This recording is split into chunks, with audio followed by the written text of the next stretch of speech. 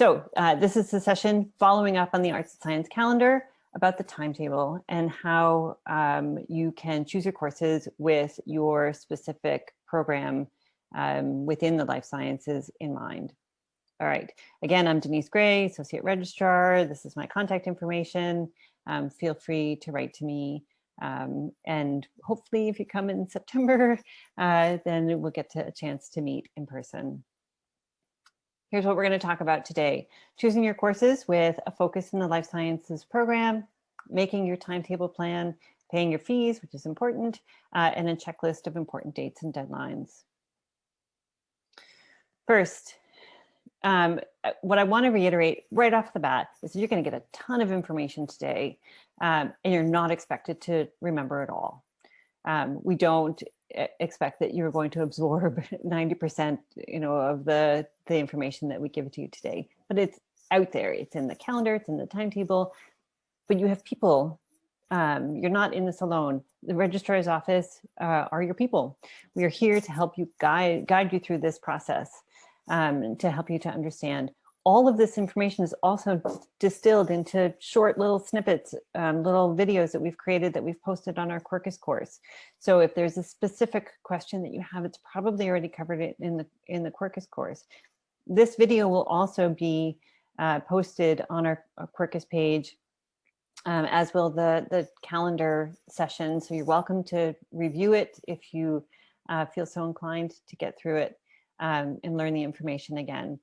The Arts and Science calendar and timetable are useful resources. They're huge and comprehensive. So, it's a lot to get through, but it is there as a resource. Starter kit for student voice. It's for students, by students who, the upper year students who have put together things that they think that it would be important for you to know. And your Innis e-mentors are all upper year students just waiting to make connections with you. And the departmental advisors, as I mentioned in the calendar session, are the subject area experts. Okay, moving along. We're going to choose courses based on the programs in which you're interested. So we already talked about the Arts and Science calendar and that all important program areas A to Z. We're going to spend the rest of the time today talking about the timetable.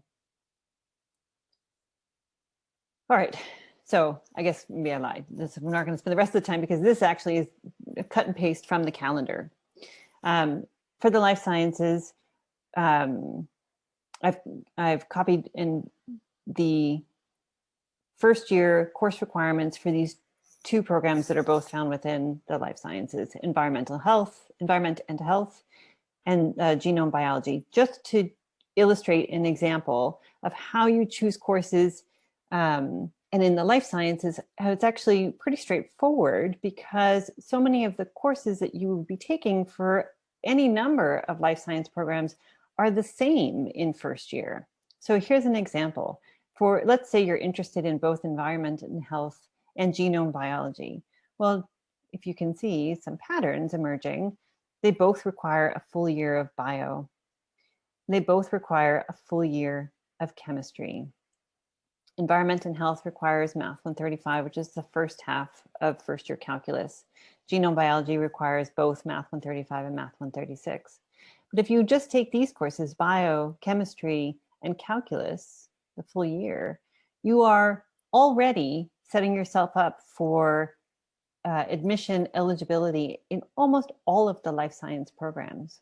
And that's 3 credits out of your 5, if you're planning on taking 5, already figured out for you. Here's another example with a pathobiology specialist. Biology, chemistry, and calculus. Again, it's a full year for each of these courses, 2 half-credit courses to make a full year, 1 FCE. So it's a total of 3 FCEs right there. But here they also mention physics. And physics is, for the life science programs, not often required. But if it is required, it's not often required to take in first year. Here they give you the option of taking physics 131 and 132 or physics 151 and 152 in first or in second year. I would encourage you to read through the program descriptions carefully to make sure that you've got the right courses for your first year. No program will require more than 3 credits for admission. Everybody, you have to earn at least 4 credits for admission, but out of those 4 credits, pathobiology says we're going to base your admissibility to our program based on your marks in these courses. We will require you to take physics, but you don't have to take it in your first year. Taking biology, chemistry, and calculus and physics in your first year is an extremely heavy course load, so I would consider whether or not that's something that you want to do. Okay, so as you can see from this, there are a lot of codes and acronyms and terms here that are, to me, is like, I've been doing this job for 15 years. So this to me reads like a language with which I'm familiar, but for you, these are all new terms. And so what I've done here is I've put together anatomy of a course description so that we'll go through all of these terms carefully so that you understand when you're reading in the Arts and Science calendar exactly what these terms mean. In the upper left-hand corner here in this example, Chemistry 222, you'll find the course code. All course codes have 8 characters. The first 3 letters will tell you the department the course is offered through. The next 3 numbers will tell you the level of the course. So this is a 200 level course. The next letter, as we already learned, will either be an H or a Y. An H means the course is valued at a half credit. A Y means the course is valued at a full credit. And the last number 1 means the course is taught on the St. George campus. Donald mentioned earlier on in the day that there are 3 campuses, St. George, to which you belong, Scarborough, and Mississauga. And Scarborough and Mississauga have a 3 or a 5 at the end of their course codes.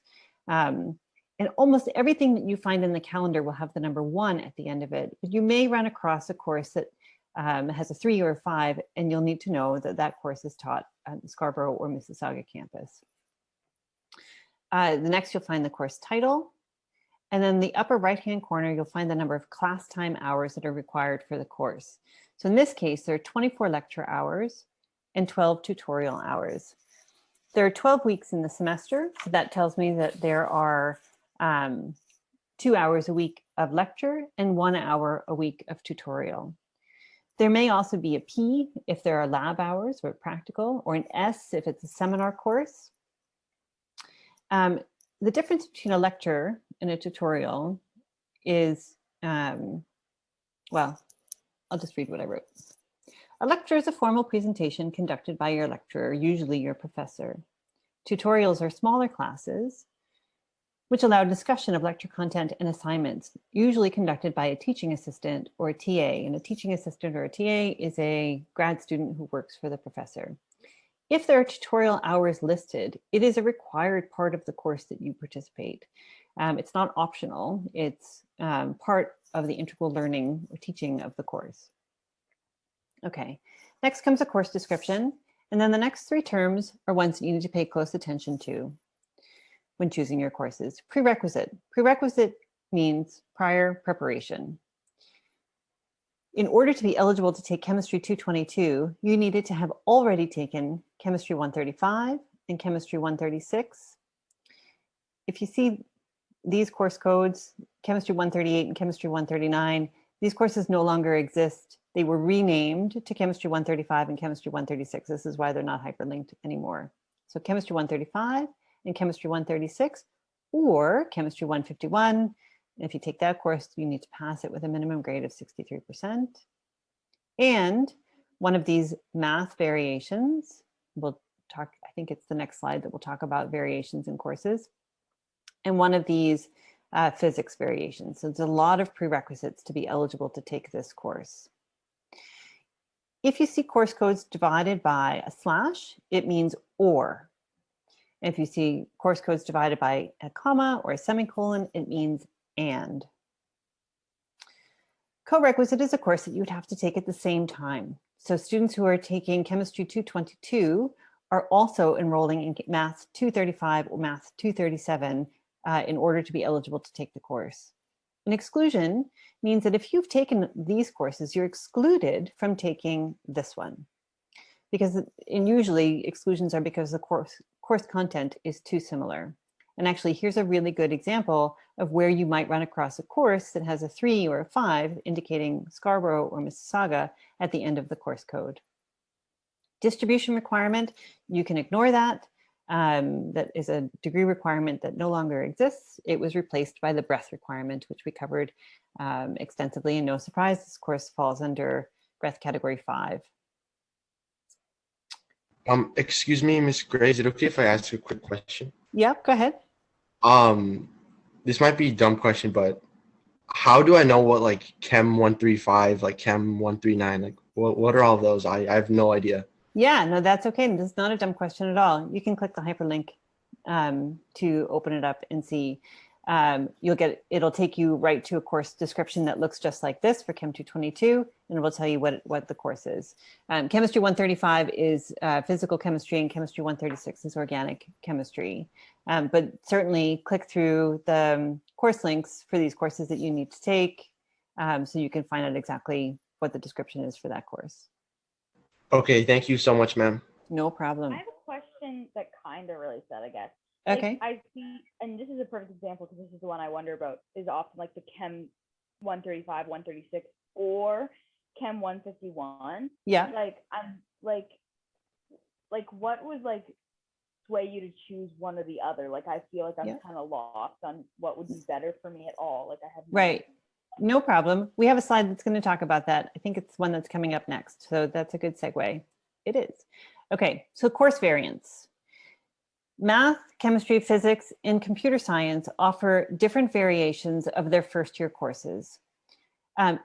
Generally, the higher numbered course is a more enriched version of that calculus, of that first year course. So with math, for example, they offer 4 different first year calculus courses, and not all of them are appropriate for all programs. Math 133 is pretty much only appropriate for students who are pursuing economics or commerce. Math 135 and Math 136 are the gold standard of calculus courses for life science students. It's a more application-based math course. Math 137 and Math 157 are more enriched, more analytical, and typically more suitable for students who are pursuing a specialist in physics, Math 157 specialist for math, or computer science, or financial economics, or something like that. It's more analytical. The math department website and the chemistry department website, unfortunately not the physics one, but math and chemistry both have information on their websites that more deeply describes the variations in their first year courses. So you can decide a little bit with a little bit more information about which version you wish to take. Chemistry 135 and Chemistry 136, physical and organic chemistry are again the gold standard for life science students. Most students take these courses. Chemistry 151 is a more enriched version. Chemistry 135 and 136 have labs that you're required to take every other week. Chemistry 151 is labs every week. Most appropriate for students who are going to be doing a chemistry heavy program. So whether it's chemistry major or specialist, or pharmaceutical chemistry or pharmacology, where there are a lot of chemistry courses, Chemistry 151 would likely be more appropriate for that. And physics, again, the higher variant is recommended for students who are pursuing astrophysics or a specialist offered by the physics department. All right, so I'm a life science student. Here's the courses I know I'm going to be taking so far: a full year of bio, a full year of chemistry, a full year of calculus. And that leaves, since I want to take 5 credits, that leaves 2 credits that I need to figure out what it is that I'd like to do.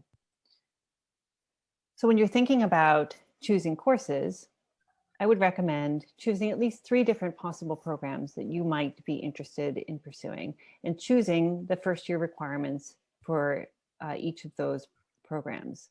You may decide to apply to them or not at the end of your first year, but what you don't want to have to happen is to get to the end of your first year and say, oh, I really actually would like to apply to urban studies, but I only took English courses.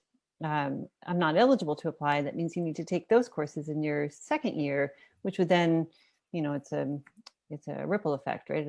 And it could end up delaying your ultimate graduation.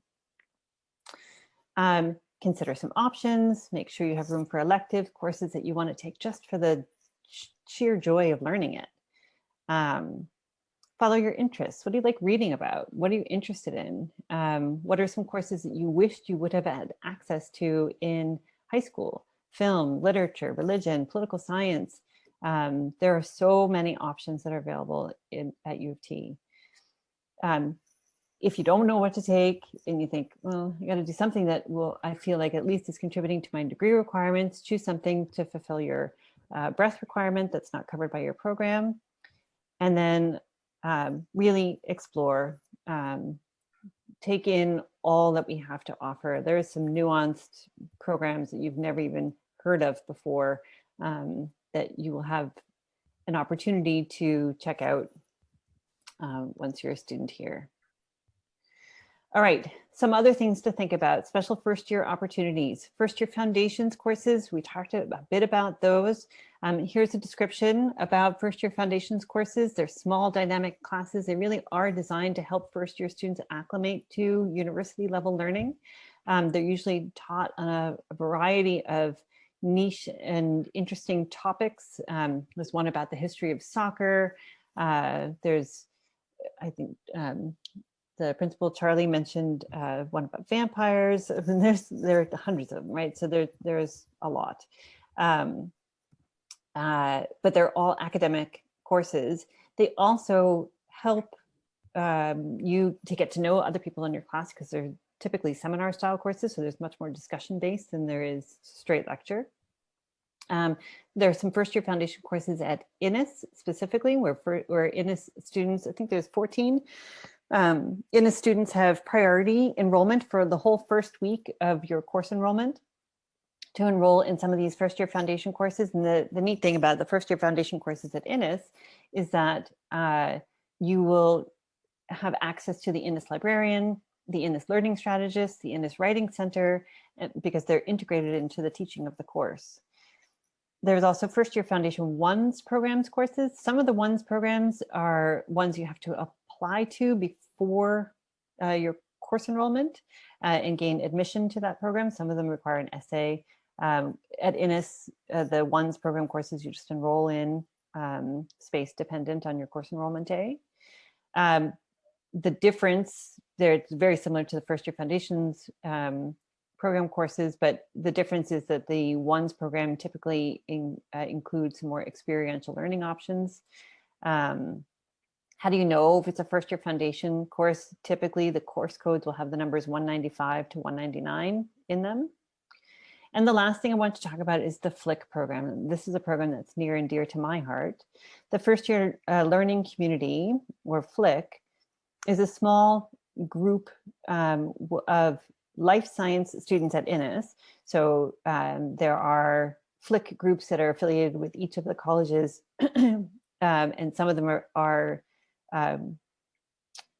subject area related. So at Innis, our FLIC group is actually the life sciences group, where you apply to it. You can see the deadline to apply is the 12th of July.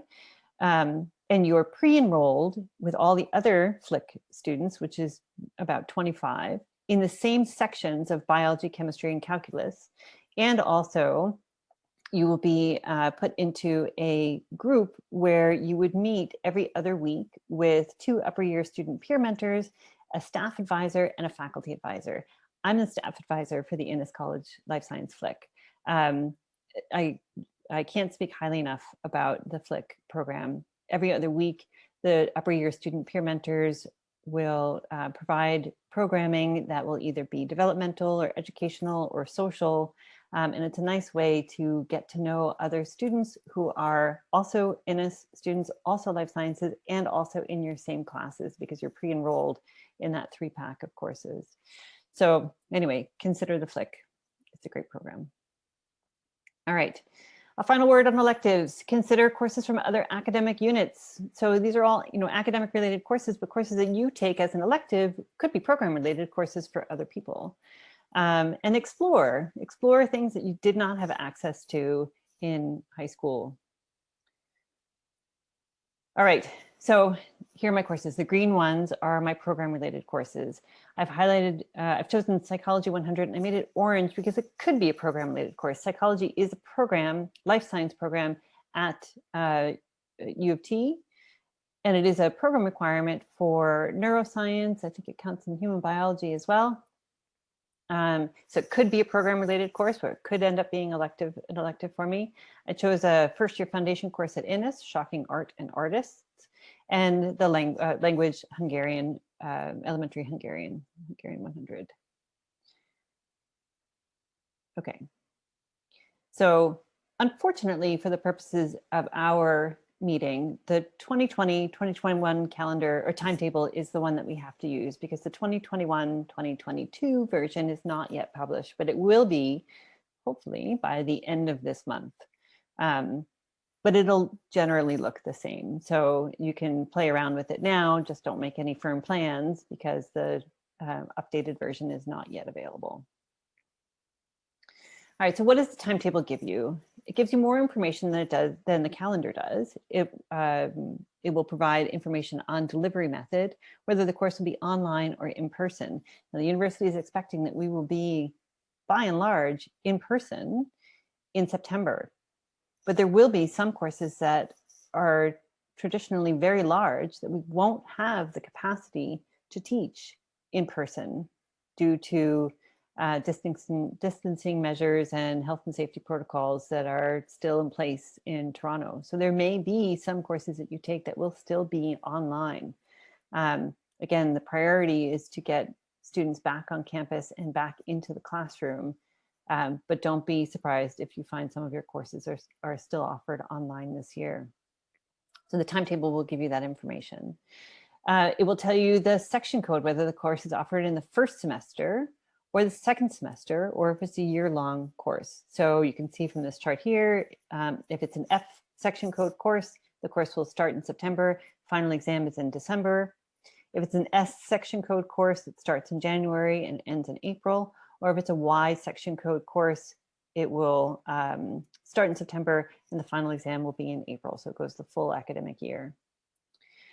Class location. So if it's in person, then the timetable will actually provide a link to a map of the campus. This is the map. It looks like a postage stamp here, but trust me, it's very big. Incidentally, here is where Innis is, just north of Robarts Library. Innis College is in the northwest quadrant of the campus. So here, these red lines, I've divided the campus into 3 sections: west, central, and east. You have 10 minutes to get, if you have back-to-back classes, so if you have a class that ends at 3 and another one that starts at 3, it actually starts 10 minutes after the hour. So all daytime classes start 10 minutes after the hour. So you have 10 minutes to get from place to place, which is generally acceptable. It's generally enough time to go within a section. So if you start out one class here and 10 minutes later you have to be here, no problem. Or anywhere from central to west or central to east, 10 minutes is doable. But going from west to east or east to west, 10 minutes is not enough time because the campus is that big. So if you have back-to-back classes, I would be mindful of where it's located on campus. The locations will be updated probably by the end of July. So hopefully by the time course enrollment comes around. If not, once it's updated, you can change your section should you find that it's just too far away. The lecture, practical, and tutorial schedule, so we'll go through that in greater detail coming up next. And the class size and available space. So it'll tell you in the timetable how many spaces are available for students to enroll in that section. And it's updated once a day to tell you what the current available space is. So it's not updated in real time, but it is updated once a day. It's important for me to tell you that the timetable is an incredibly useful tool, but it is just a tool. It is a planning tool. You do all of your course enrollment on the university's course management system called Acorn. But this is your course planning tool. All right, so let's get into the timetable, and I'm going to a new share. All right, and now I should be sharing the timetable. Okay, so this is the Arts and Science Timetable. Again, a great planning tool. There you see 3 boxes here. You can type in a course code. You can see that Chemistry 135 is one that I often type in. You can also do an advanced search for courses in this timetable. So you can say, you know, show me a course that would satisfy a particular breadth requirement, or one that meets on a certain day of the week. Or you can do multiple queries. You can show me a breadth category 1 course that it's at the 100 level that meets on Wednesday afternoons. And then, you know, you can see what pops up.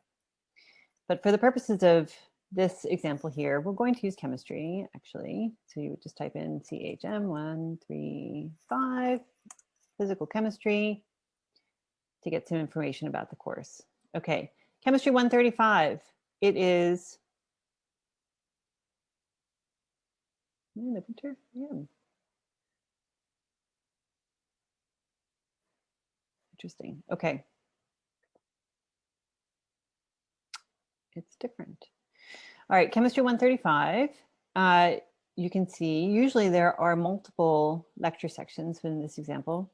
I'm showing just one lecture section from which you can choose. You can see that there are 400 spaces available for this lecture section. Beyond the course code here, this F, again, remember it means that the course is taught in the first semester. There's some timetable instructions. This pertains to scheduling your labs, which we'll go through in a later slide. Course information, like a prerequisite that you needed to have taken. So grade 12 chemistry and calculus are prerequisites for taking this course. A co-requisite, so of course you should take together with chemistry, and so on. Okay, so when you're thinking about your planning your schedule, you can use this to make a plan.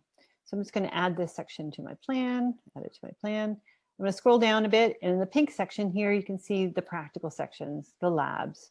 You can see they're a lot smaller, 30 students, and there are way more of them. So I'll add this one to my plan. And then a tutorial. Remember, a tutorial is a smaller group meeting where you meet with the TA or teaching assistant. And again, they're considerably smaller than the lecture. Also here, you'll note that there's no room listing here. These courses were taught online in 2020, so there was no room for it. But typically when we're on campus, this is where that hyperlink will be for the campus map. So I'll add this one to my plan. And then I'll view my timetable plan, and this is what, I've chosen everything for on Wednesdays. You don't have to do that. It could be throughout the week. And this is the start of planning your schedule. So this is the first course. The next one you might want to do is biology, and the next one you might want to do is calculus, and start to put together a schedule. And when you're choosing your sections, think about, particularly if you have options, think about what makes sense for you. Do you really want to take a Monday 9 a.m. chemistry lab? Maybe not. Maybe that's too early in the morning for you. If you're going to be commuting, maybe taking a course that's at 8 at night might be too late for you. Maybe you want to block time to have lunch every day at 1 o'clock. So think about things that are important to you. Maybe on Fridays you'll be working. So try and avoid taking Friday classes, or whatever it is, to the best of your ability, right? And so in this case, we only had one chemistry lecture from which to choose. Okay, so what I'd like to do is go back to my presentation and show you, I've put together with the courses that I chose, I put together a full schedule. So biology, chemistry, calculus, psychology, and Hungarian. I will point out to you that I have a conflict in my biology and my chemistry labs. And that's done for a reason. This is what it looks like. It looks like I've got a ton of room in my schedule. Be mindful of 2 things. If your course is online and if it's asynchronous, meaning that the lectures are pre-recorded, it means that it's not scheduled for you. You have to find a time in your week to view those lectures. I would strongly encourage you to find a common time every week to watch those lectures, and maybe find a friend who's also taking the course, and you watch those lectures together at that same time every week so that you don't fall behind. And even with that said, it still looks like you have a lot of time in your schedule, but you really don't. The university expects that for every 1 hour of class time, you spend 2 hours of your own time preparing, reading, studying, writing each week. So it actually fills up your week pretty quickly. Okay, so that's fall. Here's my winter. Again, here's my winter. Again, I've got a conflict with my biology lab and my chemistry lab. It's actually not a conflict, and I'll show you in the next slide why that is. But for every other course, please make sure that you choose courses that are at unique days and times. You cannot be in 2 places at once. Chemistry and biology for the Chem 135, Chem 136, Biology 120, and Biology 130. Those courses both offer labs that are scheduled every other week. So Biology 120 is offered in the first semester, as is Chemistry 135, and they both offer labs that are taught every other week. Ideally, what you would like to do is have lab every week, but 1 week it's biology, and the following week it's chemistry, and so on and so forth. And the same thing for Bio 130 and Chem 136, which are taught in the winter semester. The way to make sure that you schedule them appropriately is to look at the practical section meeting codes. If it ends in an odd number, it starts the week, and this is all in the timetable instructions that I showed you when we went into the timetable. For 2020, it started the week of September 20th, and it went every other week after that. For the odd numbered sections, practical sections with the end in an even number begin the following week and go every other week after that. It's the same for bio, except bio ends their practical sections in either 1 or 2, but it's still odd or even. So you would choose an odd number for one course and choose an even number for the other course, and then you can schedule your labs weekly. All right.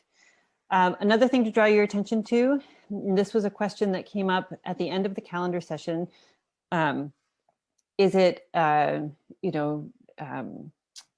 hard is it to get into the sections of courses that you want? Some of the courses are actually quite small. There are enrollment controls that are placed on courses as a way to help students who would need or want to take those courses get into them. It's not a perfect system. So there are definitely times where there's a course that you want and it's full, and you can add yourself to a wait list and see if you can still get in. But these enrollment controls and other systems that we have in place do a pretty good job of making sure that the students who need the courses get them. So first of all, first-year students all enroll on the same day. So, or at least get access to enrolling on the same day. So first it starts with 4th year, then 3rd year, then 2nd year, then 1st year students. But courses, typically 1st year 100 level courses, give priority enrollment to 1st year students. So in this example, this priority is on a course Italian 100. So if I'm a 3rd year student and I think, oh, I have room in my schedule and I'd like to learn Italian, I'm going to enroll in it as a 3rd year student. As a 3rd year student, you don't have access to enrolling in it until after that priority period is over, because only 1st year students on July 22nd, your course enrollment day, have access to enrolling in that course. Same thing with chemistry, but in chemistry, it goes even further. Just 1st year science students have access to enrolling on your course enrollment day. Anybody else who wishes to take the course has to wait until the priority period is over. Restrictions, restricted courses, there's some restrictions, or there's R1 and R2. R1 courses restricted to certain groups at all times. So for example, anybody wishing to take a Rotman Commerce course, it's only restricted to students who are in the commerce admission category or commerce programs. And that never changes. There's no lifting of that restriction. R2 is restricted to certain groups until a specific date, and then it's restricted again to another set of students. So it changes from R1 to R2, from R2 to R1 rather. So here's an example. This is a 1st year foundation course at Innis, this CSB 196 course. It's restricted for enrollment only to Innis College students who are 1st year. And then once the certain date, I believe it's also July 30th, is when it opens up, but it's restricted again only to first year students. So second year students and above can never take this course. And E, enroll by the department. This is for courses where there may need to be an audition, like for a music course or drama or something like that, or a special research course in your upper years would be an E course where the department has to enroll you. All right, so this is a super important slide. Where and when does course enrollment happen? Very important stuff to remember. Where, so timetable, as I mentioned earlier, is just a planning tool. All of your course enrollment happens on a program, a course management tool called Acorn. In our Quarkus page, there are a few videos that actually show you exactly the mechanism of Acorn, how to log in and where to go to enroll in the course. So I would encourage you, please, to log into your Innis 101 Quarkus page and find the tabs, the modules on Acorn.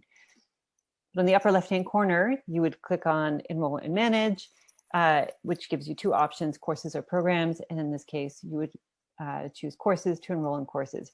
You can do this now. You could plot all your courses using your calendar and timetable, log into Acorn, and I guess you have to wait until the timetable for 2021 is released. But by the end of this month, you'll be able to do this well in advance of your course enrollment day.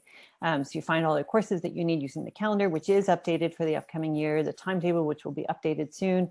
Then you log into Acorn and you can add these courses to your enrollment cart. It's kind of like online shopping, right? You put these courses in your cart and you come back on your course enrollment day to enroll in them. And when is that? That's July 22nd for first year students. For second and third year transfer students, if there are any here in this group, for second year students, you enroll on July 19th, and third year students, you enroll on the 16th.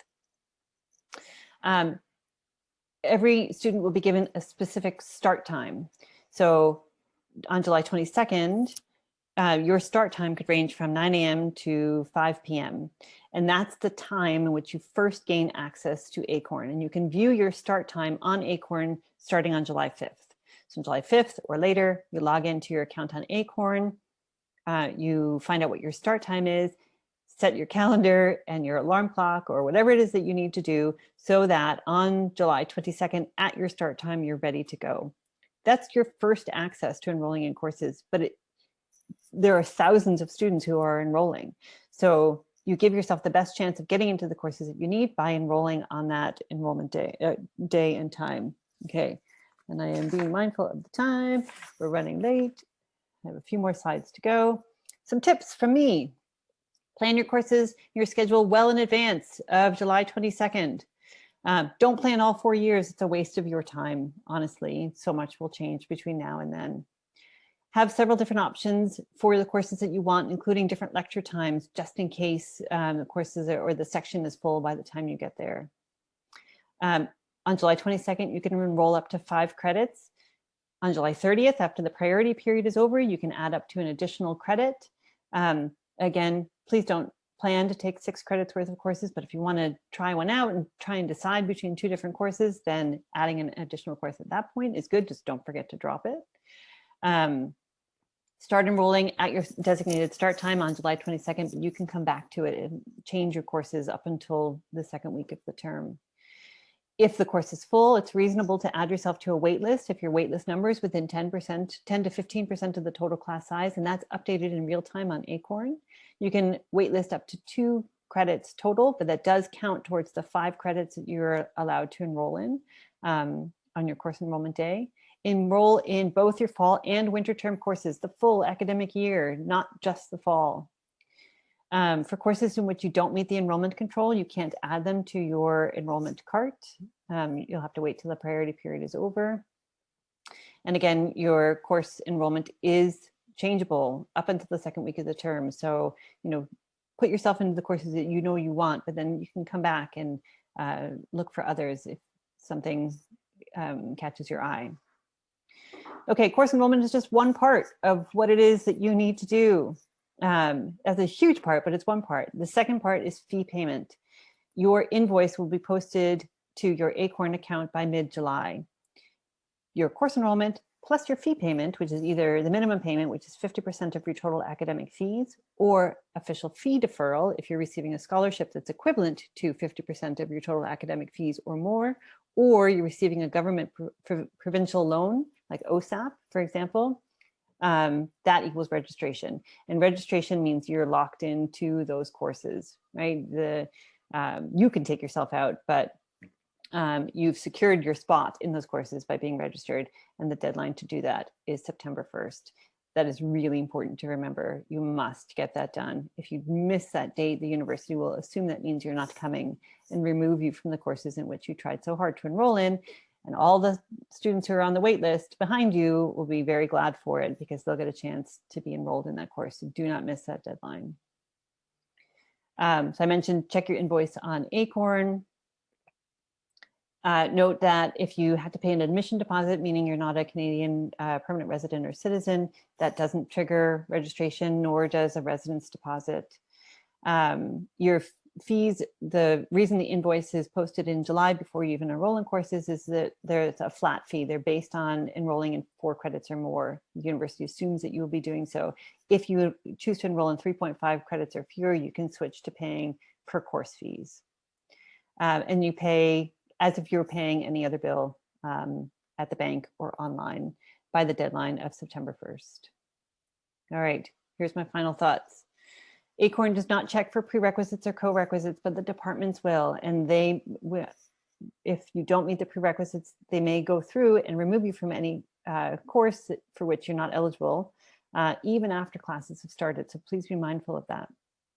Daytime classes, as I mentioned earlier, start 10 minutes past the hour, but evening classes that start after 5 p.m. will start on the hour. Building and room locations will be updated on Acorn, hopefully by the end of July, probably in August. Acorn doesn't prevent you from making a timetable conflict, but don't do it. If you're on a wait list for F or Y course, that wait list turns off on September 17th. You still have 3 days to try and enroll in a course. And after that, course enrollment for F or Y courses is done. Dates with no course enrollment, this is kind of important to remember. You can still drop yourself from courses on these days, but these are sort of Acorn maintenance days, and you can't add yourself to any courses at this point. So if you drop yourself from a course on July 29th or August 3rd or 5th, and you can't add yourself to a course, this is why. You'll have to wait till the next day to do so.